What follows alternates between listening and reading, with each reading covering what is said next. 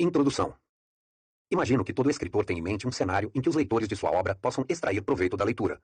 No meu caso, é o proverbial cantinho do café no escritório, onde as pessoas trocam opiniões e fofocam.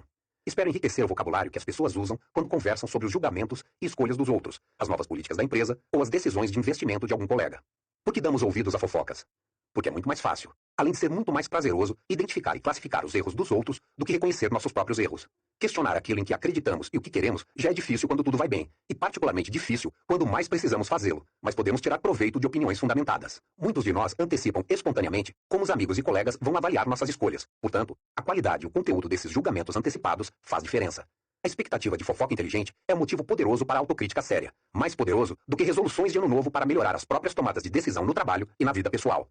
Para fornecer bons diagnósticos, um médico precisa dominar uma ampla gama de classificações para as moléstias, cada uma das quais vincula uma ideia da doença e seus sintomas, possíveis antecedentes e causas, possíveis desdobramentos e consequências e possíveis intervenções para curar ou tratar a doença. Aprender medicina consiste em parte em aprender a linguagem da medicina. Uma compreensão mais profunda de julgamentos e escolhas exige também um vocabulário mais rico do que o disponível na linguagem do dia a dia. A esperança para a fofoca fundamentada é que há distintos padrões nos erros cometidos pelas pessoas. Erros sistemáticos são conhecidos como vieses e se repetem de forma previsível em circunstâncias particulares. Quando um orador bem apessoado e confiante sobe no palco, por exemplo, você pode prever que o público julgará seus comentários de modo mais favorável do que ele fez por merecer. A disponibilidade de uma classificação diagnóstica para esse viés, o efeito halo, torna mais fácil antecipar, reconhecer e compreender. Quando alguém lhe pergunta no que você está pensando, você normalmente consegue responder. Você acredita saber o que se passa em sua mente, o que muitas vezes consiste em um pensamento consciente levando ordenadamente a outro. Mas esse não é o único modo como a mente funciona, nem tampouco é de fato o modo típico. A maioria das impressões e pensamentos surgem em sua experiência consciente sem que você saiba como foram parar lá. Você não consegue investigar passo a passo como chegou à crença de que há uma luminária na mesa diante de você, ou como detectou um tom de irritação na voz de sua esposa ao telefone, ou como foi capaz de evitar uma ameaça na pista diante do seu carro antes de perceber conscientemente sua existência. O trabalho mental que gera impressões, intuições e diversas decisões ocorrem silenciosamente em nossa cabeça. Grande parte da discussão neste livro refere-se a vieses de intuição. Nota do tradutor. Em inglês, a palavra bias é utilizada tanto no âmbito da estatística e da psicologia cognitiva, campos em que se consagrou traduzi-la por viés, palavra pouco usada no português, como na linguagem corrente, assim como tendency, inclination, propensity, prone, tend, trend, etc., para designar tendenciosidade, preconceito, tendência, propensão, inclinação, etc. Nesse mesmo contexto semântico, as noções de biased, unbiased, parcial, viesado, tendencioso imparcial, não viesado, não tendencioso, muito exploradas no livro todo. Entretanto, o foco no erro não denigra a inteligência humana, assim como a atenção com as doenças na literatura médica não significa rejeitar a boa saúde. A maioria de nós é saudável a maior parte do tempo, e a maioria de nossos julgamentos e ações é apropriada na maior parte do tempo. Conforme determinamos o curso de nossas vidas, normalmente nos permitimos nos guiar por impressões e sentimentos, e a confiança que temos em nossas crenças e preferências intuitivas em geral é justificada. Mas nem sempre. Muitas vezes, estamos confiantes mesmo quando estamos errados, e um observador objetivo tem maior probabilidade de detectar nossos erros do que nós mesmos. De modo que isso é o que pretendo para o bate-papo do cafezinho no escritório. Aperfeiçoar a capacidade de identificar e compreender erros de julgamento e escolha, nos outros e, afinal, em nós mesmos, propiciando uma linguagem mais rica e mais precisa para discuti-los. Pelo menos, em alguns casos, um diagnóstico acurado pode sugerir uma intervenção para limitar o dano que julgamentos e escolhas ruins muitas vezes ocasionam. Origens. Este livro apresenta meu atual entendimento sobre o julgamento e a tomada de decisões, que foi moldado pelas descobertas das últimas décadas no campo da psicologia. Contudo, as ideias centrais remontam ao auspicioso dia de 1969, quando pedi a um colega que falasse como convidado em um seminário que eu conduzia no Departamento de Psicologia da Universidade Hebraica de Jerusalém. Amos Tversky era considerado uma estrela em ascensão no campo de estudo sobre tomada de decisões. Na verdade, em qualquer coisa que fizesse. Então, eu sabia que seria um encontro interessante. Muitas pessoas que conheciam Amos consideravam-no a pessoa mais inteligente que já tinham visto. Ele era brilhante, fluente e carismático. Era também abençoado com uma memória precisa para piadas e uma capacidade excepcional de usá-las como reforço em sua argumentação. Não havia um momento de tédio quando Amos estava por perto. Ele tinha 32 anos, eu 35. Amos contou a meus alunos sobre um programa de pesquisa em andamento na Universidade de Michigan, cujo intuito era responder a seguinte questão: as pessoas são bons estatísticos intuitivos? Já sabíamos que as pessoas são bons gramáticos intuitivos. Com a idade de 4 anos, uma criança se ajusta sem esforço às regras gramaticais à medida que fala, embora não tenha ideia de que essas regras existem. Será que as pessoas têm uma percepção intuitiva similar para os princípios básicos da estatística? Amos informou que a resposta era um sim com ressalvas. Fizemos um animado debate com o grupo e finalmente concluímos que um não com ressalvas era uma resposta melhor. Amos e eu apreciamos a troca de ideias e concluímos que a estatística intuitiva era um tópico interessante e que seria divertido explorá-lo juntos. Na sexta-feira seguinte, nós nos encontramos para almoçar no Café Rimon, ponto de encontro favorito de boêmios e professores em Jerusalém, e planejamos um estudo das intuições estatísticas entre pesquisadores sofisticados. Havíamos concluído no seminário com o grupo de estudos que nossas próprias intuições eram deficientes. A despeito de anos ensinando e utilizando estatísticas, não tínhamos desenvolvido um senso intuitivo da confiabilidade de resultados estatísticos observados em pequenas amostras. Nossos julgamentos subjetivos eram tendenciosos. Mostrávamos uma predisposição excessiva a acreditar em resultados de pesquisa baseados em evidência inadequada e inclinados a corrigir pouquíssimas observações em nossa própria pesquisa. O objetivo de nosso estudo era examinar se outros pesquisadores sofriam do mesmo mal. Preparamos um levantamento que incluía cenários realistas de questões estatísticas surgidas em pesquisas. Amos coligiu as reações de um grupo de especialistas participando de uma reunião da Sociedade de Psicologia Matemática, incluindo os autores de 2 livros didáticos de estatística. Como esperado, descobrimos que nossos colegas especialistas, como nós, exageravam enormemente a probabilidade de que o resultado original de um experimento seria reproduzido com êxito mesmo para uma amostra pequena. Também forneceram aconselhamento muito fraco a uma aluna de graduação fictícia quanto ao número de observações que ela deveria colher. Mesmo estatísticos não eram bons estatísticos intuitivos. Enquanto redigíamos o artigo que relatava esses resultados, Amos e eu descobrimos que gostávamos de trabalhar juntos. Amos era sempre muito divertido. Em sua presença, eu também me tornava uma pessoa divertida, de modo que passávamos horas de trabalho sério em um estado contínuo de bom humor. O prazer que encontramos em trabalhar juntos nos tornava excepcionalmente pacientes. É muito mais fácil dar duro para buscar a perfeição quando você nunca fica entediado. Talvez o mais importante, deixávamos nossas armaduras críticas do lado de fora. Tanto Amos como eu éramos pessoas críticas e dadas a discussões, ele até mais que eu. Mas durante os anos de nossa colaboração, nenhum de nós rejeitou de imediato nada do que o outro disse. Na verdade, uma das maiores alegrias que conheci nessa colaboração foi que Amos, frequentemente, enxergava o sentido de minhas ideias vagas com muito mais clareza do que eu. Amos era o pensador mais lógico, com uma orientação para a teoria e um senso de direção infalível. Eu era mais intuitivo e enraizado na psicologia da percepção, da qual tomamos emprestadas muitas ideias. Éramos suficientemente parecidos para compreender um ao outro com facilidade e suficientemente diferentes para surpreender um ao outro. Desenvolvemos uma rotina em que passávamos grande parte de nossos dias de trabalho juntos, muitas vezes em longas caminhadas. Durante os 14 anos seguintes, nossa colaboração foi o foco de nossas vidas, e o trabalho que realizamos juntos durante esses anos foi o melhor que qualquer um de nós jamais fez. Adotamos rapidamente uma prática que mantivemos por muitos anos. Nossa pesquisa era uma conversa, na qual inventávamos perguntas e examinávamos conjuntamente nossas respostas intuitivas. Cada pergunta era um pequeno experimento, e empreendíamos inúmeros experimentos num único dia. Não estávamos procurando a sério uma resposta correta para as perguntas estatísticas que propunhamos. Nosso objetivo era identificar e analisar a resposta intuitiva, a primeira que viesse à mente de um e de outro, aquela que nos sentíamos tentados a dar mesmo quando sabíamos estar errada. Acreditávamos, corretamente, como veríamos, que qualquer intuição que ambos partilhássemos seria partilhada também por muitas outras pessoas e que seria fácil demonstrar seus efeitos nos julgamentos. A certa altura descobrimos, para nosso imenso deleite, que tínhamos ideias tolas idênticas acerca das futuras profissões de diversas crianças muito pequenas que ambos conhecíamos. Podíamos identificar o advogado argumentativo de 3 anos de idade, o professor nerd, a psicoterapeuta compreensiva e levemente intrusiva. Claro que essas previsões eram absurdas, mas mesmo assim, nós as achávamos atraentes. Também estava claro que nossas intuições eram governadas pela semelhança de cada criança com o estereótipo cultural de uma profissão. O exercício divertido nos ajudou com uma teoria que estávamos começando a desenvolver na época, sobre o papel da semelhança em previsões. Depois, testamos e aperfeiçoamos essa teoria em dezenas de experimentos, como no exemplo seguinte. Ao considerar a pergunta a seguir, por favor, suponha que Steve foi escolhido ao acaso de uma amostra representativa. Um indivíduo foi descrito por outro como segue. Steve é muito tímido e retraído, invariavelmente prestativo, mas com pouco interesse nas pessoas ou no mundo real. De índole dócil e organizada, tem necessidade de ordem e estrutura, e uma paixão pelo detalhe. A maior probabilidade de Steve ser um bibliotecário ou um fazendeiro. A semelhança da personalidade de Steve com a de um bibliotecário estereotipado vem à mente de qualquer um na mesma hora. Mas considerações estatísticas igualmente relevantes quase sempre são ignoradas. Ocorreu a você que há mais de 20 fazendeiros homens para cada bibliotecário nos Estados Unidos? Como a desproporção é tão grande, é quase uma certeza que mais índoles dóceis e organizadas serão encontradas dirigindo tratores do que sentadas atrás do balcão de informações das bibliotecas. Entretanto, descobrimos que os participantes de nossos experimentos ignoravam os fatos estatísticos relevantes e se apoiavam exclusivamente na semelhança. Sugerimos que usavam a semelhança como uma heurística simplificadora, grosso modo, uma regra de bolso, para fazer um julgamento difícil. Nota da editora.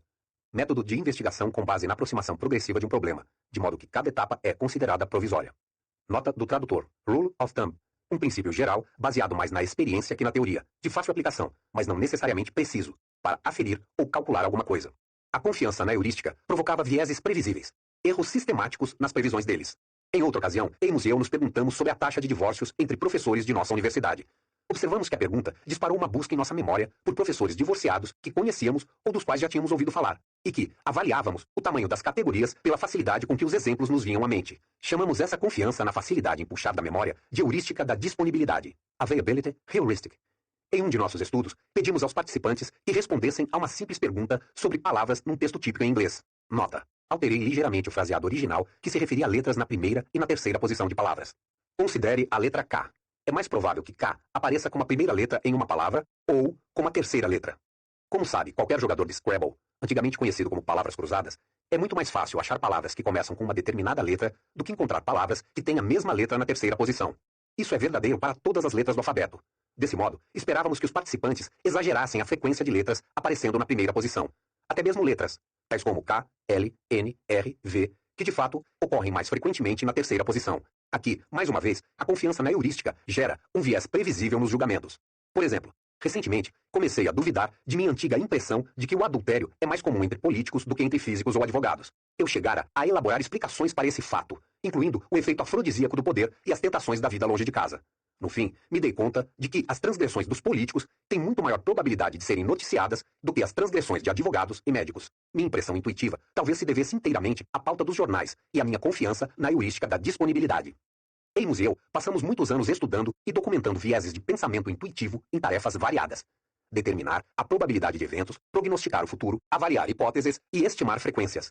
No 5º ano de nossa colaboração, apresentamos nossas principais descobertas na revista Science, publicação lida por estudiosos de inúmeras disciplinas. O artigo, reproduzido na íntegra ao final deste audiolivro, foi intitulado Judgment Under Uncertainty, Heuristics and Biases, Julgamento sob incerteza, heurísticas e vieses. Ele descrevia os atalhos simplificadores do pensamento intuitivo e explicava cerca de 20 vieses como manifestações dessas heurísticas, e também como demonstrações do papel das heurísticas no julgamento. Os historiadores da ciência muitas vezes observaram que em todas as épocas, estudiosos em um campo de estudo particular tendem a partilhar de pressupostos básicos sobre seu tema. Cientistas sociais não são exceção. Eles se apoiam numa visão da natureza humana, que fornece o background para a maioria das discussões sobre comportamentos específicos, mas que raramente é questionada. Os cientistas sociais da década de 1970 aceitavam amplamente duas ideias sobre a natureza humana. Primeiro, as pessoas são, no geral, racionais, e suas opiniões normalmente são sólidas. Segundo, emoções como medo, afeição e ódio explicam a maioria das ocasiões em que as pessoas se afastam da racionalidade. Nosso artigo desafiava ambas as pressuposições, sem discuti-las diretamente. Documentamos erros sistemáticos na opinião de pessoas normais, e localizamos esses erros no projeto do mecanismo cognitivo, mais do que num desvirtuamento do pensamento pela emoção. Nosso artigo chamou mais atenção do que havíamos previsto e continua sendo um dos trabalhos em ciência social mais amplamente citados. Mais de 300 artigos acadêmicos fizeram referência a ele em 2010. Nota do tradutor. Social Science. Expressão abrangente que engloba ciências sociais, ciências humanas, economia, linguística, etc. Estudiosos de outras disciplinas acharam-no útil e as ideias de heurísticas e vieses têm sido utilizadas proveitosamente em inúmeros campos, incluindo diagnósticos médicos, análises judiciais, serviços de inteligência e espionagem, filosofia, finanças, estatísticas e estratégia militar. Por exemplo, estudantes de políticas públicas observaram que a heurística da disponibilidade ajuda a explicar por que algumas questões são muito proeminentes na mente do público, ao passo que outras são negligenciadas. As pessoas tendem a estimar a importância relativa das questões pela facilidade com que são puxadas da memória, e isso é amplamente determinado pela extensão da cobertura na mídia. Tópicos mencionados com frequência ocupam a mente mesmo quando outros fogem à consciência. Por sua vez, o que a mídia decidiu cobrir corresponde à opinião que eles têm sobre o que se passa na cabeça do público. Não é por acaso que regimes autoritários exercem substancial pressão sobre a mídia independente. Como o interesse público é mais facilmente estimulado por eventos dramáticos e celebridades, frenesis alimentados pela mídia são comuns. Durante várias semanas após a morte de Michael Jackson, por exemplo, era virtualmente impossível encontrar um canal de televisão noticiando alguma outra coisa.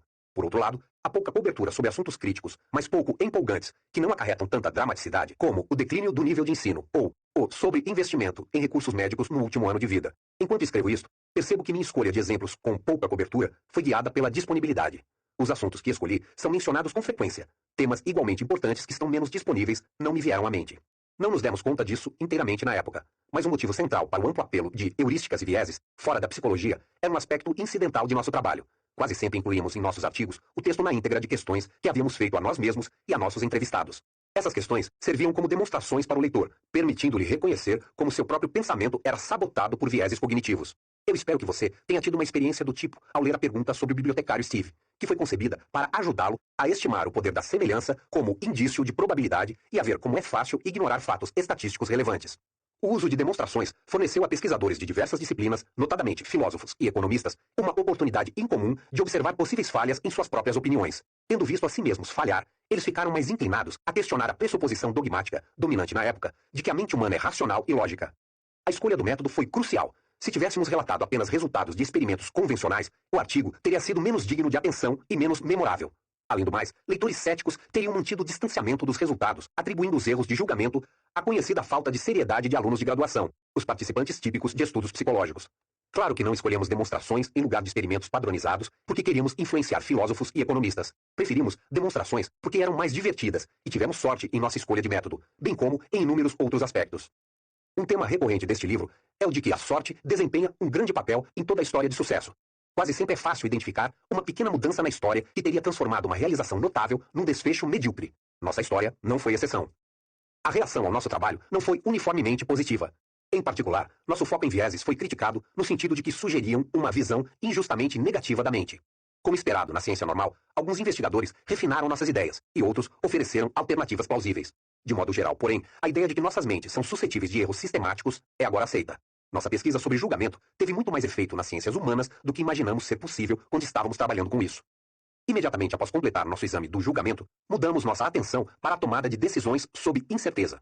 Nosso objetivo era desenvolver uma teoria psicológica de como as pessoas tomam decisões sob aposta simples. Nota do tradutor.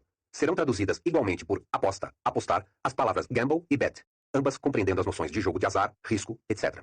Por exemplo, você aceitaria uma aposta para lançar uma moeda em que ganhará $130 se der cara e perderá $100 se der coroa?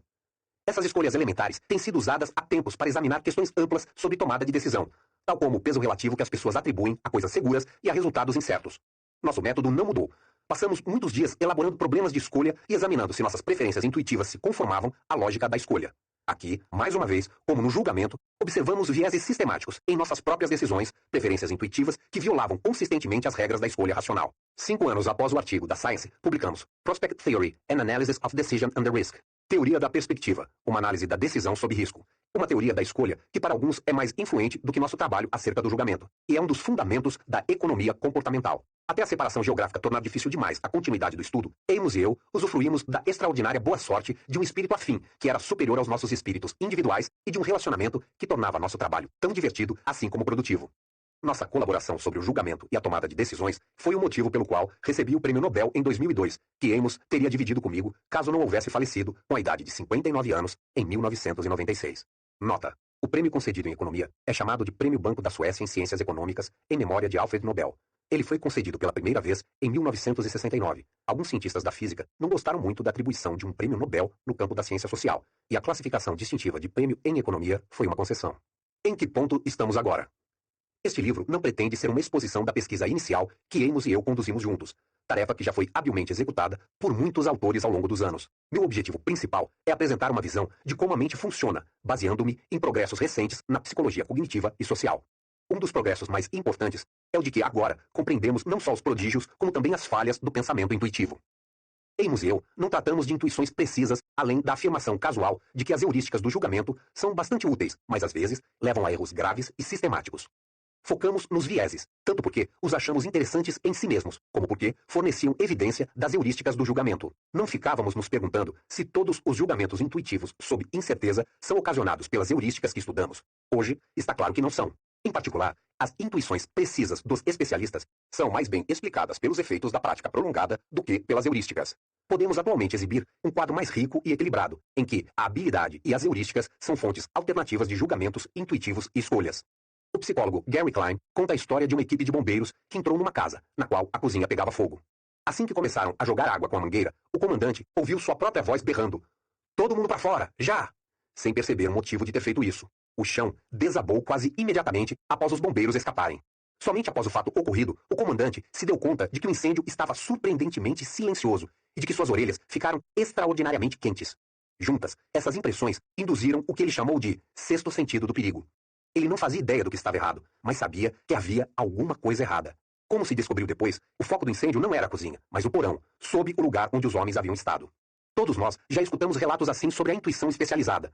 O mestre enxadrista, que passa por uma partida de rua sendo disputada e anuncia: brancas dão cheque em 3 lances, sem sequer se deter, ou do médico, que faz um diagnóstico completo após uma única olhada no paciente. A intuição do especialista, para nós, parece magia, mas não é. Na verdade, todo mundo realiza prodígios de perícia intuitiva, intuitive expertise, várias vezes ao dia. A maioria de nós detecta com perfeição o mais leve traço de raiva na primeira palavra de uma conversa telefônica.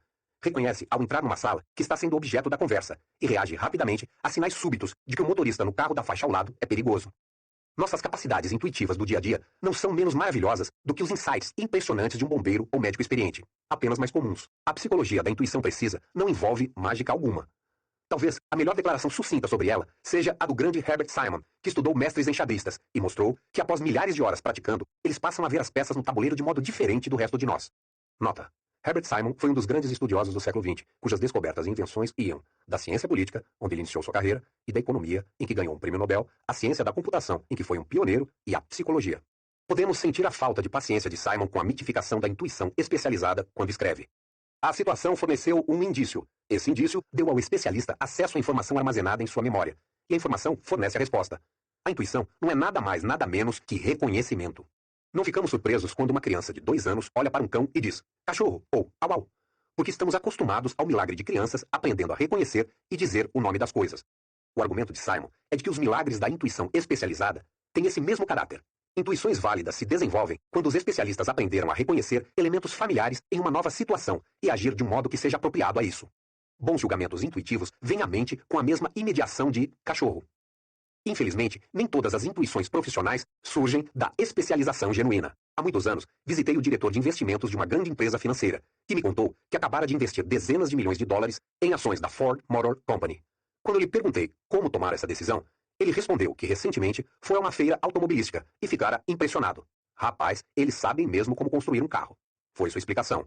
Ele deixou bem claro que confiava em seu faro e que estava satisfeito consigo mesmo e com sua decisão. Achei incrível que, aparentemente, não houvesse considerado a única questão que um economista teria achado relevante. As ações da Ford estão subvalorizadas no momento? Em vez disso, ele dera ouvidos à sua intuição. Gostava dos carros, gostava do fabricante e gostava da ideia de possuir algumas de suas ações. Pelo que sabemos acerca da precisão na escolha de ações, é razoável acreditar que ele não sabia o que estava fazendo. As heurísticas específicas que Amos e eu estudamos são de pouca ajuda em compreender como o executivo veio a investir nas ações da Ford. Mas hoje existe uma concepção mais ampla das heurísticas que fornece uma boa explicação. Um avanço importante é que a emoção hoje assoma muito maior em nossa compreensão de julgamentos e escolhas intuitivos do que fazia no passado. A decisão do alto executivo hoje seria descrita como um exemplo da heurística afetiva, onde os julgamentos e as decisões são orientados diretamente por sentimentos, como gostar ou não gostar, com pouca deliberação ou raciocínio. Quando confrontado com um problema, escolher um movimento no xadrez ou decidir-se por investir em determinadas ações, o mecanismo do pensamento intuitivo faz o melhor que pode. Se o indivíduo tem uma especialização relevante, ele vai reconhecer a situação, e a solução intuitiva que vem à sua mente é provavelmente a correta. Isso é o que acontece quando um mestre enxadrista olha para uma posição complexa. Os poucos movimentos que lhe ocorrem imediatamente são todos decisivos. Quando a questão é difícil e uma solução apta não se acha disponível, a intuição ainda tem sua oportunidade. Uma resposta pode vir rapidamente à mente, mas não é uma resposta à questão original. A questão que o executivo enfrentava, devo investir em ações da Ford, era difícil, mas a resposta a uma questão mais fácil e relacionada, gosto de carros da Ford, veio prontamente à sua mente e determinou sua escolha. Isso é a essência das heurísticas intuitivas. Quando confrontados com uma questão difícil, muitas vezes respondemos a uma mais fácil em lugar dela, normalmente sem perceber a substituição. A busca espontânea por uma solução intuitiva às vezes fracassa. Nenhuma solução especializada, nenhuma resposta heurística vem à mente. Em tais casos, muitas vezes nos pegamos passando a uma forma de pensar mais lenta, mais deliberada e trabalhosa. Esse é o pensamento vagaroso do título.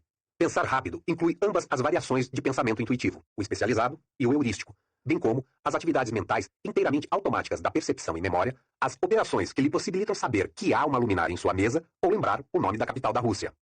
A distinção entre pensamento rápido e devagar tem sido explorada por inúmeros psicólogos ao longo dos últimos 25 anos. Por motivos que explico mais pormenorizadamente no capítulo seguinte, descrevo a vida mental com a metáfora de 2 agentes, chamados Sistema 1 e Sistema 2, que produzem respectivamente o pensamento rápido e o lento.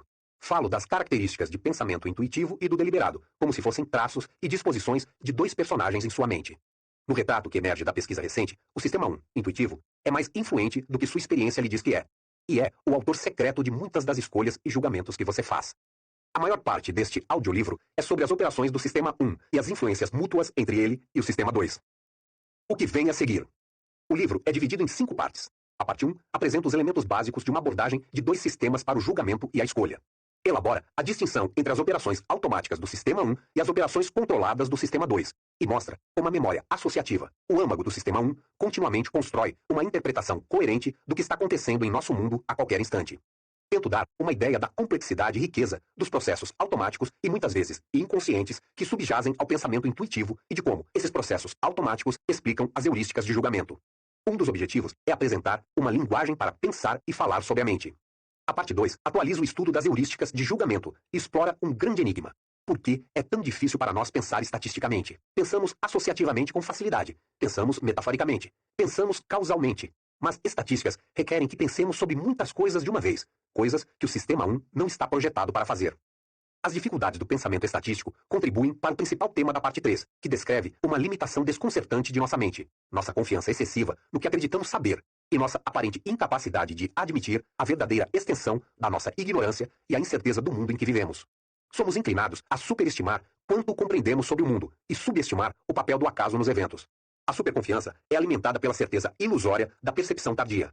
Minhas opiniões acerca desse ponto foram influenciadas por Nassim Taleb, autor de The Black Swan, publicado no Brasil com o título A Lógica do Cisne Negro. Minha expectativa é ver conversas de escritório capazes de explorar, de forma inteligente, as lições a serem aprendidas com o passado, ao mesmo tempo resistindo à tentação da percepção tardia e da ilusão de certeza. O foco da parte 4 é um diálogo com a disciplina da economia sobre a natureza da tomada de decisões e sobre a pressuposição de que os agentes econômicos são racionais.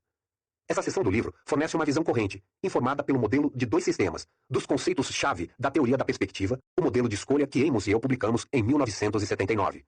Capítulos subsequentes abordam os vários modos como as escolhas humanas se desviam das regras de racionalidade. Trato aí da infeliz tendência em tratar os problemas de forma isolada e dos efeitos de enquadramento em que as decisões são moldadas por características irrelevantes dos problemas de escolha. Essas observações, que são prontamente explicadas pelas características do Sistema 1, apresentam um profundo desafio à pressuposição de racionalidade favorecida pela economia clássica. A parte 5 descreve a pesquisa recente, que introduziu uma distinção entre dois eus, o eu que vivencia a experiência e o eu que se lembra, os quais não partilham os mesmos interesses. Por exemplo, podemos expor as pessoas a duas experiências dolorosas. Uma dessas experiências é estritamente pior que a outra, porque é mais duradoura. Mas a formação automática de lembranças, característica do Sistema 1, tem suas regras, que podemos explorar de modo que o pior episódio deixe uma lembrança melhor. Quando as pessoas posteriormente escolhem que episódio repetir, são, naturalmente, guiadas pelo eu recordativo e se expõem, seu eu experiencial, a uma dor desnecessária. A distinção entre os dois eus é aplicada à medição de bem-estar, onde descobrimos mais uma vez que o que torna o eu experiencial feliz não é exatamente a mesma coisa que satisfaz o eu da lembrança. Como dois eus dentro de um único corpo podem perseguir a felicidade, suscita algumas questões difíceis, tanto para os indivíduos como para as sociedades que veem o bem-estar da população como um objetivo das políticas públicas. Um capítulo de conclusão explora, em ordem inversa, as implicações de três distinções traçadas no livro. Entre os eus experiencial e recordativo, entre a concepção dos agentes na economia clássica e na economia comportamental, que toma emprestada da psicologia, e entre o automático Sistema 1 e o oneroso Sistema 2. Volto às virtudes da fofoca instrutiva e ao que as organizações podem fazer para melhorar a qualidade dos julgamentos e decisões que são feitos em seu nome. 2 artigos que escrevi com Amos são reproduzidos como apêndices ao final do livro.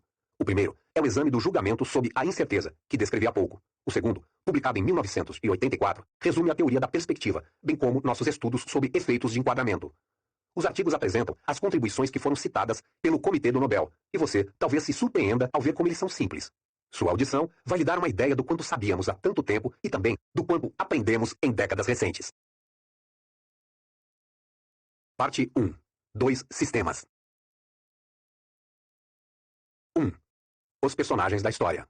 Para observar sua mente em um modo automático, dê uma olhada na figura 1 no PDF que acompanha este audiolivro.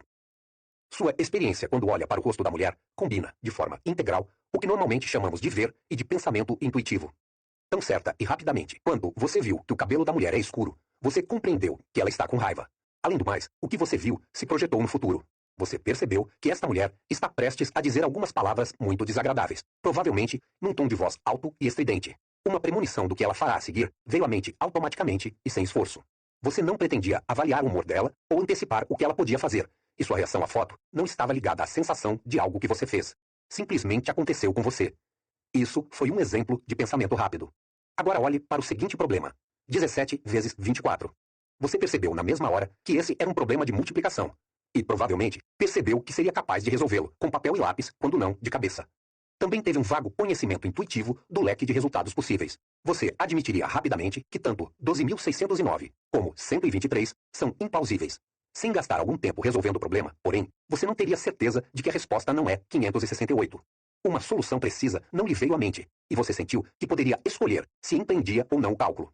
Se ainda não o fez, tente resolver o problema de multiplicação agora, completando ao menos parte dele. Você experimentou o pensamento lento conforme procedeu a uma sequência de passos. Primeiro, puxou da memória o programa cognitivo para multiplicação que aprendeu na escola. Depois, o implementou. Empreender o cálculo exigiu algum esforço. Você sentiu o peso de guardar muito material na memória, conforme precisou não perder de vista onde estava e para onde estava indo, ao mesmo tempo em que guardava o resultado intermediário. O processo foi um trabalho mental, deliberado, laborioso e ordenado. Um protótipo do pensamento lento. O cálculo não foi um simples evento em sua mente. Seu corpo também se envolveu. Seus músculos ficaram tensos, sua pressão sanguínea subiu e seus batimentos cardíacos aumentaram. Alguém, examinando de perto seus olhos enquanto você resolvia o problema, teria visto suas pupilas se dilatarem. Suas pupilas contraíram de volta ao tamanho normal assim que você deu a tarefa por encerrada, quando descobriu a resposta, que é 408 a propósito, ou quando desistiu. 2 sistemas. Por várias décadas, os psicólogos têm se mostrado profundamente interessados nos 2 modos de pensamento evocados pela foto da mulher com raiva e pelo problema da multiplicação, e sugeriram muitas classificações para eles. Adotei termos propostos originalmente pelos psicólogos Keith Stanovich e Richard West, e vou fazer referência a 2 sistemas na mente, o Sistema 1 e o Sistema 2. O Sistema 1 opera automática e rapidamente, com pouco ou nenhum esforço e nenhuma percepção de controle voluntário. O Sistema 2 aloca atenção às atividades mentais laboriosas que o requisitam, incluindo cálculos complexos. As operações do Sistema 2 são muitas vezes associadas com a experiência subjetiva de atividade, escolha e concentração. Os nomes de Sistema 1 e Sistema 2 são amplamente utilizados em psicologia, mas vou mais longe do que a maioria neste audiolivro, que pode ser ouvido como um psicodrama com 2 personagens. Quando pensamos em nós mesmos, nos identificamos com o Sistema 2, o eu consciente, raciocinador, que tem crenças, faz escolhas e decide o que pensar e o que fazer a respeito de algo. Embora o Sistema 2 acredite estar onde a ação acontece, é o automático Sistema 1 o herói deste livro. Descrevo o Sistema 1 como originando, sem esforço, as impressões e sensações que são as principais fontes das crenças explícitas e escolhas deliberadas do Sistema 2. As operações automáticas do Sistema 1 geram padrões de ideias surpreendentemente complexos, mas apenas o Sistema 2, mais lento, pode construir pensamentos em séries ordenadas de passos. Também descrevo circunstâncias em que o Sistema 2 assume o controle, dominando os irrefreáveis impulsos e associações do Sistema 1. Você será convidado a pensar nos 2 sistemas como agentes com suas capacidades, limitações e funções individuais. Em ordem aproximada de complexidade, eis aqui alguns exemplos das atividades automáticas que são atribuídas ao Sistema 1. Detectar que um objeto está mais distante que outro. Orientar em relação à fonte de um som repentino. Completar a expressão pão com. Fazer cara de aversão ao ver uma foto horrível. Detectar hostilidade em uma voz. Responder 2 mais 2 igual a. Ler palavras em grandes cartazes. Dirigir um carro por uma rua vazia. Encontrar um movimento decisivo no xadrez, se você for um mestre enxadrista. Compreender sentença simples. Reconhecer que uma índole dócil e organizada com paixão pelo detalhe se assemelha a um estereótipo ocupacional. Todos esses eventos mentais estão no mesmo grupo da mulher raivosa. Eles ocorrem automaticamente e exigem pouco ou nenhum esforço. As capacidades do Sistema 1 incluem habilidades inatas que compartilhamos com outros animais. Nascemos preparados para perceber o mundo em torno de nós, reconhecer objetos, orientar a atenção, evitar perdas e ter medo de aranhas. Outras atividades mentais se tornam rápidas e automáticas por meio da prática prolongada. O Sistema 1 aprendeu associações entre ideias. A capital da França. Também aprendeu habilidades como ler e compreender nuances de situações sociais. Algumas habilidades, como encontrar movimentos decisivos de xadrez, são adquiridas apenas por peritos especializados. Outras são amplamente compartilhadas. Detectar a similaridade de um esboço de personalidade para um estereótipo ocupacional exige amplo conhecimento da língua e da cultura, coisa que a maioria de nós possui. O conhecimento fica armazenado na memória e é acessado sem intenção e sem esforço. Inúmeras ações mentais na lista são completamente involuntárias. Você não consegue deixar de compreender sentenças simples em sua própria língua, ou de se orientar na direção de um som alto e inesperado. Tampouco se abster de saber que 2 mais 2 igual a 4, ou de pensar em Paris quando a capital da França é mencionada. Outras atividades, como mastigar, são suscetíveis de controle voluntário, mas normalmente funcionam no piloto automático. O controle da atenção é compartilhado pelos 2 sistemas. Orientar-se para um som alto normalmente é uma operação involuntária do Sistema 1, que, imediatamente, mobiliza a atenção voluntária do Sistema 2. Você talvez seja capaz de resistir a se virar em direção à fonte de um comentário alto e ofensivo numa festa cheia de gente. Mas mesmo que sua cabeça não se mova, sua atenção é inicialmente dirigida para lá, pelo menos por algum tempo. Entretanto, a atenção pode se afastar de um foco indesejado, principalmente com uma concentração intensa em outro alvo. As operações altamente diversificadas do Sistema 2 têm uma característica em comum. Elas exigem atenção e são interrompidas quando a atenção é desviada. Eis aqui alguns exemplos. Manter-se no lugar para o tiro de largada numa corrida. Concentrar a atenção nos palhaços do circo. Concentrar-se na voz de determinada pessoa em uma sala cheia e barulhenta. Procurar uma mulher de cabelos brancos. Sondar a memória para identificar um som surpreendente. Manter uma velocidade de caminhada mais rápida do que o natural para você. Monitorar a conveniência de seu comportamento numa situação social. Contar as ocorrências da letra A numa página de texto. Dizer a alguém seu número de telefone. Estacionar numa vaga apertada. Para a maioria das pessoas, exceto manobristas de garagem. Comparar duas máquinas de lavar roupa em relação ao valor global. Preencher um formulário de imposto. Verificar a validade de um argumento lógico complexo. Em todas essas situações, você deve prestar atenção, e você não se sairá muito bem, ou nada bem, se não estiver preparado, ou se sua atenção for direcionada inapropriadamente. O Sistema 2 tem alguma capacidade de mudar o modo como o Sistema 1 funciona, programando as funções normalmente automáticas de atenção e memória. Quando espera por um parente numa agitada estação de trem, por exemplo, você pode se dispor, quando quiser, a procurar por uma mulher de cabelos brancos, ou um homem de barba, e desse modo aumentar a probabilidade de detectar seu parente de longe. Você pode ajustar sua memória para procurar capitais que começam com a letra N, ou romances existencialistas franceses. E quando aluga um carro no aeroporto Heathrow em Londres, a atendente provavelmente vai lembrá-lo que aqui dirigimos do lado esquerdo da rua. Em todos esses casos, exige-se de você que faça algo que não lhe vem naturalmente. E você vai descobrir que manter de forma consciente um ajuste exige um emprego contínuo de pelo menos algum esforço. A expressão, tantas vezes utilizadas em inglês, pay attention, cabe bem aqui. Nota do tradutor. Na tradução, o jogo de palavras se perde. Prestar atenção, mas literalmente pagar atenção.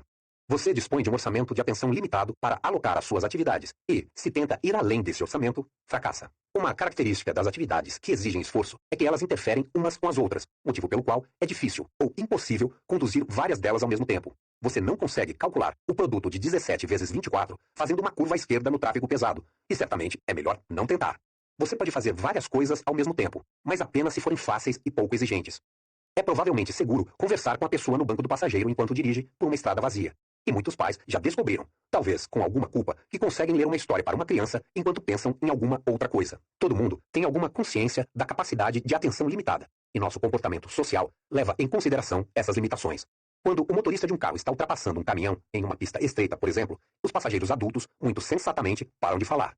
Eles sabem que distrair o motorista não é uma boa ideia, e também suspeitam que ele está temporariamente surdo e não vai ouvir o que dizem. Foco intenso numa tarefa pode tornar a pessoa efetivamente cega, mesmo a estímulos que, em geral, atraem a atenção. A demonstração mais radical disso foi feita por Christopher Chabris e Daniel Simons em seu livro O Gorila Invisível. Eles montaram um curta-metragem de duas equipes trocando passes de basquete, uma das equipes com camisetas brancas, a outra vestindo preto. Os espectadores do filme são instruídos a contar o número de passes feitos pelo time branco, ignorando os jogadores de preto. Essa tarefa é difícil e completamente absorvente. No meio do vídeo, uma mulher usando um traje de gorila aparece, atravessa a quadra, bate no peito e vai embora. O gorila fica à vista por 9 segundos. Milhares de pessoas assistiram ao vídeo e cerca da metade delas não observou nada de incomum. É a tarefa de contar e, sobretudo, a instrução de ignorar uma das equipes que causa cegueira. Ninguém que assiste ao vídeo sem a tarefa deixaria de ver o gorila. Ver e se orientar são funções automáticas do Sistema 1, mas elas dependem da alocação de alguma atenção ao estímulo relevante. Os autores notam que a observação mais notável em seu estudo é as pessoas acharem seus resultados muito surpreendentes. De fato, as pessoas que deixam de ver o gorila ficam inicialmente convictas de que ele não estava lá. Não conseguem imaginar que deixaram de ver um evento tão chamativo. O estudo do gorila ilustra dois importantes fatos acerca de nossas mentes. Podemos ficar cegos para o óbvio, e também somos cegos para nossa própria cegueira. Sinopse da trama. A interação dos dois sistemas é um tema recorrente do livro, e uma breve sinopse da trama se faz necessária. Na história que vou contar, os sistemas 1 e 2 estão ambos ativos sempre que estamos despertos. O sistema 1 funciona automaticamente, e o sistema 2 está normalmente em um confortável modo de pouco esforço, em que apenas uma fração de sua capacidade está envolvida. O sistema 1 gera continuamente sugestões para o sistema 2, impressões, intuições, intenções e sentimentos. Se endossadas pelo sistema 2, impressões e intuições se tornam crenças e impulsos se tornam ações voluntárias. Quando tudo funciona suavemente, o que acontece na maior parte do tempo, o sistema 2 adota sugestões do sistema 1 com pouca ou nenhuma modificação. Você geralmente acredita em suas impressões e age segundo seus desejos, e tudo bem, normalmente. Quando o sistema 1 funciona com dificuldade, ele recorre ao sistema 2 para fornecer um processamento mais detalhado e específico que talvez solucione o problema do momento. O sistema 2 é mobilizado quando surge uma questão para a qual o sistema 1 não oferece uma resposta, como provavelmente aconteceu com você quando se viu diante do problema de multiplicação 17 vezes 24. Você também pode sentir uma sobrecarga de atenção consciente sempre que fica surpreso. O sistema 2 é ativado quando se detecta um evento que viola o modelo do mundo mantido pelo sistema 1. Nesse mundo, abajures não pulam, gatos não latem e gorilas não atravessam quadras de basquete.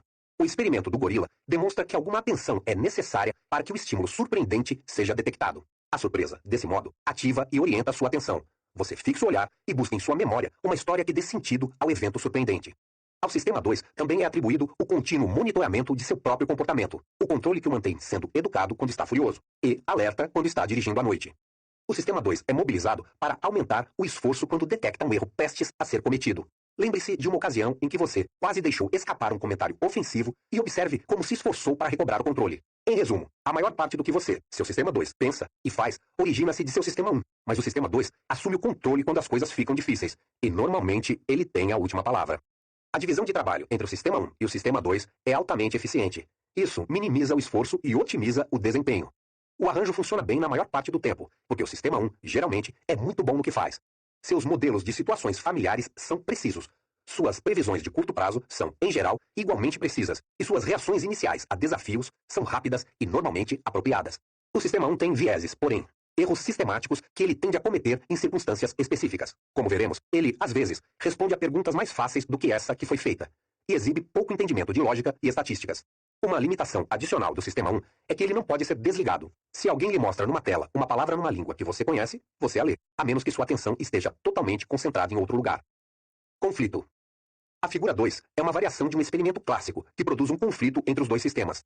Nota: na tarefa clássica de Stroop, você é apresentado a um arranjo de retalhos de diferentes cores, ou palavras impressas em várias cores. Sua tarefa é dizer os nomes das cores, ignorando as palavras. A tarefa é extremamente difícil quando palavras coloridas são elas próprias nomes de cores. Por exemplo, verde, impresso em vermelho, seguido de amarelo, impresso em verde, etc. Você deve consultar o PDF que acompanha este audiolivro e tentar o exercício antes de prosseguir na audição. Você quase certamente conseguiu dizer as palavras corretas em ambas as tarefas, e sem dúvida, descobriu que algumas partes de cada tarefa eram bem mais fáceis que outras. Quando identificou as maiúsculas e as minúsculas, a coluna da esquerda foi fácil, e a coluna da direita obrigou-o a diminuir a velocidade e talvez a gaguejar ou hesitar. Quando você nomeou a posição das palavras, a coluna da esquerda foi difícil e a da direita foi bem mais fácil. Essas tarefas envolvem o sistema 2, porque dizer maiúscula, minúscula ou direita, esquerda não é o que rotineiramente você faz quando está percorrendo uma coluna de palavras. Uma das coisas que você fez para se ajustar à tarefa foi programar sua memória de modo que as palavras relevantes, maiúscula e minúscula para a primeira tarefa, ficassem na ponta de sua língua. A priorização das palavras escolhidas é eficaz e a tentação moderada de ler outras palavras foi razoavelmente fácil de resistir quando você percorreu a primeira coluna. Mas a segunda coluna era diferente, pois continha palavras para as quais você estava ajustado, e você não podia ignorá-las. Você foi, na maior parte, capaz de responder corretamente, mas dominar a reação antagônica exigiu esforço, e isso diminuiu sua velocidade. Você experimentou um conflito entre uma tarefa que pretendia empreender e uma reação automática que interferiu com isso. O conflito entre uma reação automática e uma intenção de controlá-la é comum em nossas vidas. Qualquer um está familiarizado com a experiência de tentar não encarar o casal vestido de maneira excêntrica na mesa ao lado em um restaurante. Também sabemos como é forçar nossa atenção em um livro chato, no qual nos pegamos constantemente voltando ao ponto em que a leitura parou de fazer sentido. Em lugares onde os invernos são muito rigorosos, é comum os motoristas terem a lembrança de seu carro derrapando sem controle no gelo e da luta para seguir instruções bem ensaiadas que exigem o contrário do que você normalmente faria. Gire o volante no sentido da derrapagem e haja o que houver, não toque no freio. E todo ser humano já passou pela experiência de não mandar alguém para o inferno. Uma das tarefas do Sistema 2 é dominar os impulsos do Sistema 1. Em outras palavras, o Sistema 2 é encarregado do autocontrole. Ilusões. Para avaliar a autonomia do Sistema 1, bem como a diferença entre impressões e crenças, dê uma boa olhada na figura 3 no PDF. A imagem não tem nada de notável. Duas linhas horizontais de diferentes comprimentos, com setas ou aletas nas extremidades, apontando em diferentes direções. A de baixo é obviamente mais comprida que a de cima. Isso é o que todos nós vemos e, naturalmente, acreditamos no que vemos. Se algum dia já viu a figura, porém, a reconhece como sendo a famosa ilusão de Müller-Lyer, como pode facilmente confirmar medindo ambas as linhas com uma régua. Elas, na verdade, têm extensão idêntica. Agora que já mediu as linhas, você, seu Sistema 2, o ser consciente que você chama de eu, tem uma nova crença. Você sabe que as linhas são igualmente longas. Se questionado sobre sua extensão, você vai dizer o que sabe. Mas você continua a ver a linha de baixo como maior. Você decidiu acreditar na medição, mas não consegue impedir o Sistema 1 de executar seu truque. Você não pode decidir ver as linhas como iguais, embora você saiba que são. Para resistir à ilusão, só existe uma coisa que você pode fazer. Deve aprender a desconfiar da extensão de linhas quando há setas anexadas às suas extremidades. Para implementar essa regra, você deve ser capaz de reconhecer o padrão ilusório e recordar o que sabe a respeito. Se for capaz de fazer isso, nunca mais será tapeado pela ilusão de Müller-Lyer. Mas continuará a haver uma linha como mais comprida do que a outra. Nem todas as ilusões são visuais. Há ilusões de pensamento que chamamos de ilusões cognitivas. Quando ainda estava na universidade, frequentei alguns cursos sobre arte e ciência da psicoterapia.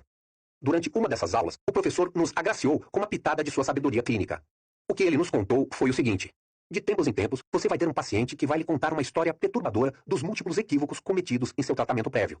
Ele passou por inúmeros médicos e nenhum tratamento deu certo. O paciente pode descrever lucidamente como seus terapeutas o compreenderam mal, mas que ele percebeu rapidamente que você é diferente. Você partilha dos mesmos sentimentos, está convencido de que o compreende e que vai poder ajudar. Nesse ponto, meu professor ergueu a voz e disse: nem sonhem em pegar esse paciente. Chutem-no para fora do consultório. Ele muito provavelmente é um psicopata e você não será capaz de ajudá-lo. Muitos anos depois, descobri que o professor nos advertia contra o charme psicopático, e a principal autoridade no estudo de psicopatia confirmou que o conselho do professor era sensato. A analogia com a ilusão de Müller-Lyer é próxima. O que nos estava sendo ensinado não era como devíamos nos sentir em relação ao paciente. Nosso professor partia da certeza de que a simpatia que sentiríamos pelo paciente não estaria sob nosso controle. Ela brotaria do sistema 1. Além do mais, não era para aprendermos a desconfiar de um modo geral de nossos sentimentos em relação aos pacientes. A lição era que uma forte atração por um paciente com um histórico repetido de tratamentos fracassados é um sinal perigoso, como as setas nas linhas paralelas. É uma ilusão cognitiva. E me foi ensinado, sistema 2, a reconhecê-la e ficar de sobreaviso para não acreditar nela nem agir com base nisso. A pergunta que se faz com mais frequência sobre as ilusões cognitivas é se elas podem ser dominadas. A mensagem desses exemplos não é encorajadora. Como o sistema 1 opera automaticamente e não pode ser desligado a seu bel prazer, erros do pensamento intuitivo muitas vezes são difíceis de prevenir. Os vieses nem sempre podem ser evitados, pois o sistema 2 talvez não ofereça pista alguma sobre o erro. Mesmo quando dicas para prováveis erros estão disponíveis, estes só podem ser prevenidos por meio do monitoramento acentuado e da atividade diligente do sistema 2. Como um modo de viver sua vida, porém, vigilância contínua não necessariamente é um bem, e certamente é algo impraticável. Questionar constantemente nosso próprio pensamento seria impossivelmente tedioso, e o sistema 2 é vagaroso e ineficiente demais para servir como um substituto para o sistema 1 na tomada de decisões rotineiras. O melhor que podemos fazer é um acordo, aprender a reconhecer situações em que os enganos são prováveis e se esforçar mais para evitar enganos significativos quando há muita coisa em jogo. A premissa desse livro é de que é mais fácil reconhecer os enganos das outras pessoas do que os nossos. Ficções úteis. Você foi convidado a pensar nos dois sistemas como agentes dentro da mente, com suas personalidades, capacidades e limitações individuais. Vou muitas vezes usar sentenças em que os sistemas são o sujeito, como: o sistema 2 calcula produtos. O uso de uma linguagem assim é considerado um pecado nos círculos profissionais nos quais transito, pois parece explicar os pensamentos e ações de uma pessoa pelos pensamentos e ações de pessoas em miniatura, dentro da cabeça de alguém. Nota: agentes dentro da cabeça são chamados de homúnculos e são, muito acertadamente, objetos de ridículo na profissão. Gramaticalmente, a sentença sobre o sistema 2 é semelhante a: o mordomo anda furtando o dinheiro das compras. Meus colegas observariam que a ação do mordomo, na verdade, explica o desaparecimento do dinheiro, e com razão, perguntam se a sentença sobre o sistema 2 explica como produtos são calculados. Minha resposta é que a breve sentença ativa que atribui cálculo ao sistema 2 é planejada para ser uma descrição, não uma explicação. Ela é significativa apenas devido ao que você já sabe sobre o sistema 2. É uma forma abreviada para o seguinte: aritmética mental é uma atividade que exige esforço, não deve ser realizada quando você está fazendo uma curva à esquerda e está associada a pupilas dilatadas e batimento cardíaco acelerado. De modo similar, a afirmação de que dirigir em rodovias sob condições rotineiras cabe ao sistema 1 significa que guiar o carro por uma curva é algo automático e quase não exige esforço. Implica também que um motorista experiente pode andar por uma estrada vazia enquanto conversa. Finalmente, o sistema 2 impediu James de reagir tolamente ao insulto. Significa que James teria sido mais agressivo em sua reação se sua capacidade para o controle laborioso houvesse sido danificada, por exemplo, se estivesse bêbado. O sistema 1 e o sistema 2 são tão centrais à história que conto neste livro que devo deixar absolutamente claro que se tratam de personagens fictícios. Sistemas 1 e 2 não são sistemas no sentido clássico de entidades com aspectos ou partes que interagem. E não há nenhuma parte do cérebro que um ou outro sistema chamaria de lar. Você pode muito bem perguntar: qual a finalidade de introduzir personagens fictícios com nomes horríveis num livro sério? A resposta é que os personagens são úteis, devido a determinadas peculiaridades de nossas mentes, a sua e a minha. Uma sentença é compreendida mais facilmente se descreve o que um agente, o sistema 2, faz do que se descreve o que determinada coisa é, quais propriedades ela tem. Em outras palavras, o sistema 2 é um sujeito melhor para uma sentença do que a expressão aritmética mental. A mente, sobretudo o sistema 1, parece dotada de uma competência especial para a construção e interpretação de histórias sobre agentes ativos, que têm personalidades, hábitos e capacidades. Você formou rapidamente uma má opinião do mordomo ladrão. Está esperando mais comportamento inadequado vindo dele e vai se lembrar dele por algum tempo. É o que espero que aconteça também com a linguagem dos sistemas. Por que chamá-los de Sistema 1 e Sistema 2 em vez de termos mais descritivos como Sistema Automático e Sistema Oneroso? O motivo é simples. Sistema automático leva mais tempo para ser dito que Sistema 1 e, desse modo, toma mais espaço em sua memória de trabalho. Isso faz diferença, porque qualquer coisa que ocupe sua memória de trabalho reduz sua capacidade de pensar. Você deve tratar o Sistema 1 e o Sistema 2 como apelidos, como Bob e Joe, identificando personagens que virá a conhecer ao longo deste livro. Os sistemas fictícios tornam mais fácil para mim pensar acerca de julgamento e escolha, e tornarão mais fácil para você compreender o que eu digo. Falando de Sistema 1 e Sistema 2. Ele teve uma impressão, mas parte de suas impressões são ilusões. Isso foi uma pura reação de Sistema 1. Ela reagiu à ameaça antes de reconhecê-la. Esse é seu Sistema 1 falando. Reduz a velocidade e deixe seu Sistema 2 assumir o controle. 2. Atenção e esforço. Na improvável eventualidade de este livro ser transformado em filme, o Sistema 2 seria um personagem secundário que acredita ser o herói. O traço definidor do Sistema 2 nesta história é que suas operações são trabalhosas, e uma de suas principais características é a preguiça, uma relutância em investir mais esforço do que o estritamente necessário. Como consequência, os pensamentos e ações que o Sistema 2 acredita ter escolhido são muitas vezes orientados pela figura no centro da história, o Sistema 1. Entretanto, há tarefas vitais que apenas o Sistema 2 pode realizar, pois elas exigem esforço e ações de autocontrole em que as intuições e impulsos do Sistema 1 são subjugados. Esforço mental. Se você deseja experimentar seu Sistema 2 operando a plena carga, o seguinte exercício fará isso. Ele deve conduzir você aos limites de suas capacidades cognitivas dentro de 5 segundos. Para começar, crie diversas sequências de 4 dígitos, todas diferentes, e escreva cada sequência numa ficha. Ponha uma ficha em branco no alto da pilha. A tarefa que você vai empreender chama-se Adicione 1. Funciona assim. Comece batendo um ritmo uniforme, ou, melhor ainda, ajuste um metrônomo em uma batida por segundo. Remova a ficha em branco e leia os 4 dígitos em voz alta. Espere 2 batidas. Depois, diga uma sequência em que cada um dos dígitos originais é aumentado em 1.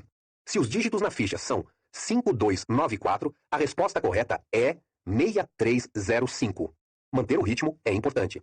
Poucas pessoas são capazes de lidar com mais de 4 dígitos na tarefa do Adicione 1. Mas se você quer um desafio mais difícil, tente um Adicione 3.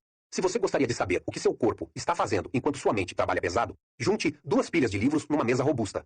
Ponha uma câmera de vídeo em uma e apoie seu queixo na outra. Deixe a câmera funcionando e olhe para a lente enquanto trabalha nos exercícios de Adicione 1 ou Adicione 3. Posteriormente, você vai descobrir nas alterações de tamanho de suas pupilas um registro fiel de como você deu duro na tarefa. Tenho uma longa história pessoal com a tarefa de Adicione 1. No início de minha carreira, passei um ano na Universidade de Michigan como visitante em um laboratório que estudava hipnose. Procurando um tema de pesquisa útil, encontrei um artigo na Scientific American em que o psicólogo Eckhart Hess descrevia a pupila como uma janela para a alma. Eu o reli recentemente e voltei a achá-lo inspirador. Ele começa com Hess relatando que sua esposa notou como suas pupilas se dilatavam quando ele observava belas fotos da natureza, e termina apresentando 2 fotos impressionantes de uma mesma linda mulher, que de algum modo parece muito mais atraente numa foto do que na outra. Apenas uma diferença. As pupilas estão dilatadas na foto atraente e contraídas na outra. Hess também escreveu a respeito da beladona, uma substância dilatadora da pupila que é usada como cosmético e sobre compradores em um bazar que usam óculos escuros de modo a ocultar dos vendedores seu nível de interesse. Uma das descobertas de Hess chamou particularmente minha atenção. Ele havia notado que as pupilas são indicadores sensíveis de esforço mental. Elas dilatam substancialmente quando as pessoas multiplicam números de 2 dígitos e dilatam em maior grau com os problemas difíceis e em menor grau com os fáceis. Suas observações indicaram que a reação ao esforço mental é distinta da excitação emocional. O trabalho de Hess não tinha muito a ver com hipnose, mas concluí que a ideia de uma indicação visível de esforço mental era promissora como tema de pesquisa. Um aluno de graduação no laboratório, Jackson Beatty, partilhou de meu entusiasmo e pusemos mãos à obra. Beatty e eu desenvolvemos um equipamento semelhante ao consultório de um oculista, em que o participante do experimento ajustava a cabeça num apoio de queixo e testa e olhava para uma câmera ao mesmo tempo em que escutava informação previamente gravada e respondia a perguntas sob a gravação das batidas de um metrônomo. As batidas disparavam um flash de luz infravermelha a cada segundo, batendo uma foto. No fim de cada sessão experimental, corríamos para revelar o filme, projetar as imagens da pupila numa tela e trabalhar com uma régua. O método foi perfeito para 2 pesquisadores jovens e impacientes. Ficávamos sabendo de nossos resultados quase imediatamente, e eles sempre contavam a história clara. Beatty e eu nos concentramos em tarefas com um ritmo. como a Adicione 1, em que sabíamos precisamente o que se passava na mente do objeto de estudo a um dado momento. Gravávamos sequências de dígitos nas batidas do metrônomo e instruíamos a pessoa a repetir ou transformar os dígitos um por um, mantendo o mesmo ritmo. Logo descobrimos que o tamanho da pupila variava segundo a segundo, refletindo as alterações de exigências da tarefa. O formato da reação era um V invertido. Conforme sua experiência ao tentar a tarefa de Adicione 1 ou Adicione 3, o esforço aumenta a cada dígito adicionado que você escuta, atinge um pico quase intolerável conforme se apressa a fornecer uma sequência transformada durante e imediatamente após a pausa, e relaxa, gradualmente, à medida que você descarrega sua memória de curto prazo. Os dados de pupila correspondiam precisamente à experiência subjetiva. Sequências mais longas invariavelmente causavam dilatações maiores. A tarefa de transformação aumentava o esforço e o pico de tamanho da pupila coincidia com o máximo esforço. A Adicione 1 com 4 dígitos levava a uma dilatação maior do que a tarefa de guardar 7 dígitos para recordação imediata. A Adicione 3, que é muito mais difícil, é a mais exigente que já observei. Nos primeiros 5 segundos, a pupila dilata a cerca de 50% de sua área original, e a pulsação cardíaca aumenta em cerca de 7 batimentos por minuto. Isso é o mais duro que alguém pode dar. As pessoas desistem se maior esforço do que isso lhes for exigido. Quando expusemos nossos sujeitos pesquisados a mais dígitos do que eram capazes de lembrar, suas pupilas paravam de dilatar ou efetivamente encolhiam. Trabalhamos alguns meses num espaçoso apartamento de porão onde havíamos montado um sistema de circuito fechado, que projetava uma imagem da pupila da pessoa numa tela no corredor. Também podíamos ouvir o que estava acontecendo no laboratório. O diâmetro da pupila projetada era de cerca de 30 centímetros. Observá-la se dilatar e se contrair quando o participante estava executando algo era uma visão fascinante, uma atração e tanto para quem visitava o laboratório. Nós nos divertíamos e impressionávamos nossos amigos com nossa capacidade de adivinhar quando o participante desistia de uma tarefa. Durante uma multiplicação feita de cabeça, a pupila normalmente dilatava a um tamanho grande em alguns segundos e continuava grande enquanto o indivíduo continuasse a trabalhar no problema. Ela contraía imediatamente quando a pessoa encontrava uma solução ou desistia. Observando do corredor, às vezes surpreendíamos tanto o dono da pupila quanto nossos convidados, perguntando: por que parou de executar a tarefa neste exato momento? A resposta, vinda de dentro do laboratório, geralmente era: como você sabia? Ao que respondíamos: temos uma janela para sua alma. As observações casuais que fazíamos no corredor às vezes eram tão informativas quanto os experimentos formais. Fiz uma descoberta significativa quando observava sem maior interesse a pupila de uma mulher durante um intervalo entre duas tarefas. Ela permanecia em sua posição no apoio do queixo, de modo que eu podia ver a imagem de seu olho enquanto ela empreendia uma conversa rotineira com o pesquisador. Fiquei surpreso em notar que a pupila permanecia pequena e não dilatava visivelmente conforme ela conversava e escutava. Ao contrário das tarefas que estávamos estudando, a conversação mundana, aparentemente, exigia pouco ou nenhum esforço, tanto quanto conservar na memória 2 ou 3 dígitos. Foi um momento de eureka. Percebi que as tarefas que havíamos escolhido para o estudo eram excepcionalmente trabalhosas. Uma imagem me veio à cabeça. A vida mental. Hoje em dia, eu diria, a vida do Sistema 2 é normalmente conduzida ao ritmo de uma caminhada confortável, às vezes interrompida por episódios de corrida leve e, em raras ocasiões, um tiro frenético. Os exercícios de Adicione 1 e Adicione 3 são tiros, e a conversa casual é uma caminhada. Descobrimos que as pessoas, quando ocupadas num tiro mental, podem ficar efetivamente cegas. Os autores de O Gorila Invisível tornaram o gorila invisível, mantendo os observadores intensamente ocupados na contagem de passes. Registramos um exemplo de cegueira um tanto menos dramático durante o Adicione 1. Nossos participantes eram expostos a uma série de letras piscando rapidamente, enquanto executavam seu trabalho. Haviam recebido instrução de dar total prioridade à tarefa, mas também precisavam informar, ao final da tarefa, com os dígitos, se a letra K aparecera em algum momento durante o experimento. A principal descoberta foi que a capacidade de detectar e informar a letra-alvo foi alterada no decorrer dos 10 segundos iniciais do exercício. Os observadores quase nunca perdiam um K que fosse mostrado no início ou perto do fim da tarefa do Adicione 1, mas perdiam o alvo quase na metade das ocasiões em que o esforço mental se encontrava em seu pico, embora tivéssemos imagens do olho muito aberto dos voluntários fitando-o diretamente. Falhas de detecção seguiam o mesmo padrão em V invertido da pupila dilatada.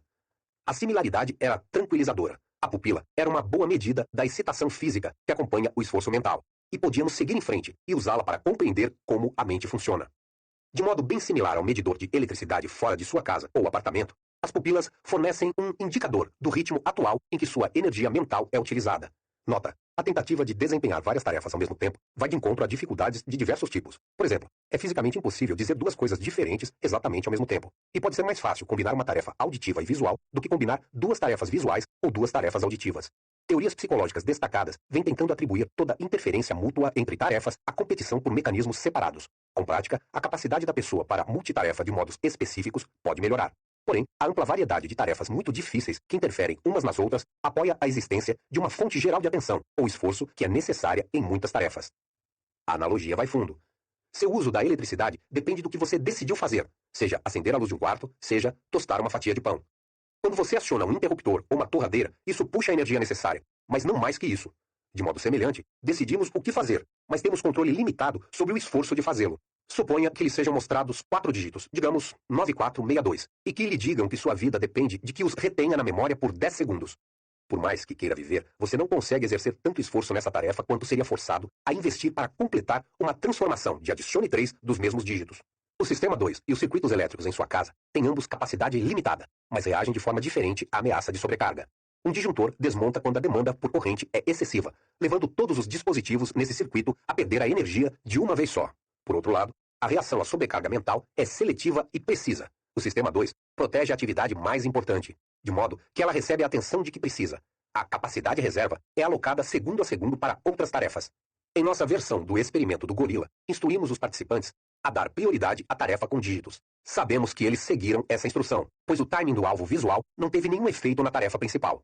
Se a letra crítica era apresentada em um momento de alta demanda, o participante simplesmente não a via. Quando a tarefa de transformação era menos exigente, o desempenho na detecção era melhor. A sofisticada alocação de atenção tem sido aperfeiçoada por uma longa história evolucionária. Orientação e reação rápidas ante as ameaças mais sérias ou as oportunidades mais promissoras melhoravam a chance de sobrevivência, e essa capacidade certamente não se restringe a humanos.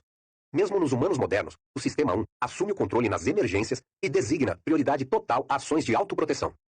Imagine-se ao volante de um carro que inesperadamente derrapa numa enorme mancha de óleo. Você vai ver que reagiu à ameaça antes de ficar inteiramente consciente dela. Beatty e eu trabalhamos juntos durante apenas um ano, mas nossa colaboração teve grande efeito em nossas carreiras subsequentes.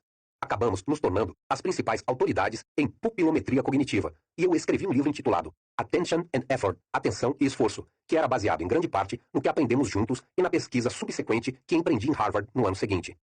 Aprendemos muito sobre a mente em funcionamento, na qual agora penso como Sistema 2, com a medição de pupilas numa ampla variedade de tarefas. À medida que você se especializa numa tarefa, a demanda de energia diminui. Estudos do cérebro revelaram que o padrão de atividade associado com uma ação muda à medida que a habilidade aumenta, com menos regiões do cérebro envolvidas. O talento tem efeitos semelhantes. Indivíduos muito inteligentes necessitam menos esforço para resolver os mesmos problemas, como indicado tanto pelo tamanho da pupila como pela atividade cerebral. Uma lei do menor esforço geral se aplica tanto ao esforço cognitivo quanto físico. Essa lei determina que se há vários modos de atingir o mesmo objetivo, as pessoas acabarão por tender ao curso de ação menos exigente. Na economia da ação, esforço é um custo, e a aquisição de habilidade é impulsionada pelo equilíbrio de benefícios e custos. A preguiça é algo profundamente arraigado em nossa natureza. As tarefas que estudamos variaram consideravelmente em seus efeitos sobre a pupila. Na linha de base, nossos indivíduos estavam acordados, conscientes e prontos para iniciar a tarefa, provavelmente em um nível maior de alerta e prontidão cognitiva do que o normal. Nota do tradutor. Baseline. Conjunto inicial de dados ou observações utilizados como referência em um estudo. Guardar 1 ou 2 dígitos na memória, ou aprender a associar uma palavra com um dígito, 3 igual porta, gerava efeitos confiáveis no alerta momentâneo acima dessa linha base, mas os efeitos eram minúsculos, apenas 5% do aumento no diâmetro da pupila associado com o adicione 3. Uma tarefa que exigia discriminar a intensidade de 2 sons provocava dilatações significativamente mais amplas. Pesquisa recente revelou que inibir a inclinação de se ler palavras distrativas, como na figura 2 do capítulo anterior, também induz a um esforço moderado. Testes de memória de curto prazo para 6 ou 7 dígitos foram mais trabalhosos. Como você mesmo pode experimentar, o pedido para lembrar e dizer em voz alta seu número de telefone ou a data de aniversário de seu cônjuge exige também um esforço breve, mas significativo, pois a sequência toda deve ser retida na memória enquanto uma resposta é organizada. A multiplicação de cabeça com números de 2 dígitos e a tarefa do adicione 3 estão perto do limite do que a maioria das pessoas consegue fazer. O que torna algumas operações cognitivas mais exigentes e trabalhosas que outras. Que resultados devemos adquirir na moeda da atenção? O que o Sistema 2 faz que o Sistema 1 não consegue? Hoje, podemos arriscar algumas respostas para essas perguntas. O esforço é exigido para manter simultaneamente na memória diversas ideias que exigem ações separadas, ou que precisam ser combinadas de acordo com uma regra. Repassar mentalmente sua lista de compras quando você entra no supermercado. Escolher entre peixe e vitela no restaurante. Combinar um resultado surpreendente obtido após um estudo com a informação de que a amostra era pequena, por exemplo. O Sistema 2 é o único que pode seguir regras, comparar objetos com base em diversos atributos e fazer escolhas deliberadas a partir de opções. O automático Sistema 1 não dispõe dessas capacidades. O Sistema 1 detecta relações simples. Eles são todos parecidos. O filho é bem mais alto que o pai e se sobressai em integrar informação sobre uma coisa. Mas ele não lida com tópicos distintos e múltiplos de uma vez. Tampouco é proficiente a usar informação puramente estatística. O Sistema 1 vai detectar que uma pessoa descrita como dócil e organizada, com necessidade de ordem e estrutura e uma paixão pelo detalhe, se assemelha a uma caricatura de bibliotecário. Mas combinar essa intuição com conhecimento sobre o pequeno número de bibliotecários é tarefa que apenas o Sistema 2 consegue realizar, se o Sistema 2 souber como fazer tal coisa, o que é verdadeiro para poucas pessoas. Uma capacidade crucial do Sistema 2 é a adoção de ajustes de tarefa, task sets. Ele pode programar a memória para obedecer a uma instrução que passa por cima de reações habituais. Considere o seguinte: conte todas as ocorrências da letra F numa página de um livro. Essa não é uma tarefa que você já tenha realizado antes e não é algo que fará naturalmente, mas seu Sistema 2 pode se encarregar dela. Será trabalhoso para você se ajustar a fazer esse exercício e trabalhoso levá-lo a termo, embora você certamente melhorará com a prática. Os psicólogos falam de controle executivo para descrever a adoção e o término dos ajustes de tarefa, e os cientistas identificaram as principais regiões do cérebro que agem na função executiva. Uma dessas regiões está envolvida sempre que um conflito precisa ser resolvido. Outra é a área pré-frontal do cérebro, uma região que é substancialmente mais desenvolvida em humanos do que em outros primatas, e está envolvida em operações que associamos com a inteligência. Agora, suponhamos que no fim da página você receba outra instrução. Conte todas as vírgulas da página seguinte daquele livro. Isso vai ser mais difícil, pois você terá de superar a tendência recém-adquirida de concentrar sua atenção na letra F. Uma das descobertas significativas dos psicólogos cognitivos em décadas recentes é que passar de uma tarefa a outra é trabalhoso, sobretudo sob a pressão do tempo. Nota do tradutor. A expressão utilizada em psicologia cognitiva e experimental é task switching, ou comutação de tarefa. A necessidade de comutar rápido é um dos motivos para o adicione 3 e a multiplicação mental serem tão difíceis. Para realizar a tarefa de adicione 3, você deve reter diversos dígitos em sua memória de trabalho, simultaneamente, associando cada um com uma operação particular. Alguns dígitos estão na fila para serem transformados. Um está em processo de transformação, e outros, já transformados, estão sendo retidos para serem reportados. Testes modernos de memória de trabalho exigem que o indivíduo comute repetidamente entre duas tarefas exigentes, guardando os resultados de uma operação enquanto realiza outra. As pessoas que se saem bem nesse tipo de teste tendem a se sair bem em testes de inteligência geral. Entretanto, a capacidade de controlar a atenção não é simplesmente uma questão de inteligência. Medidas de eficácia no controle da atenção predizem o desempenho de controladores de tráfego aéreo e de pilotos da Força Aérea Israelense, além dos efeitos da inteligência. A pressão do tempo é outra motriz do esforço. Quando você executava o exercício de adicione 3, a pressa foi imposta em parte pelo metrônomo, em parte pela carga na memória. Como um malabarista com várias bolas no ar, você não pode se dar ao luxo de diminuir a velocidade. O ritmo pelo qual os materiais se desintegram na memória dita a velocidade, levando-o a redefinir e repassar a informação antes que ela se perca. Qualquer tarefa exigindo que você mantenha em mente diversas ideias ao mesmo tempo apresenta esse mesmo caráter urgente. A menos que você tenha boa sorte de possuir uma memória de trabalho de grande capacidade, talvez você seja forçado a dar duro desconfortavelmente. As formas mais laboriosas de pensamento lento são as que exigem que você pense rápido. Você com certeza observou, quando realizava o adicione 3, como é incomum que sua mente trabalhe tão pesado. Mesmo que você ganhe a vida pensando, poucas tarefas mentais em que você se envolve ao longo de um dia de trabalho são tão exigentes quanto o adicione 3, ou mesmo tão exigentes quanto armazenar 6 dígitos para recordação imediata. Normalmente, evitamos a sobrecarga mental, dividindo nossas tarefas em múltiplos passos fáceis, relegando os resultados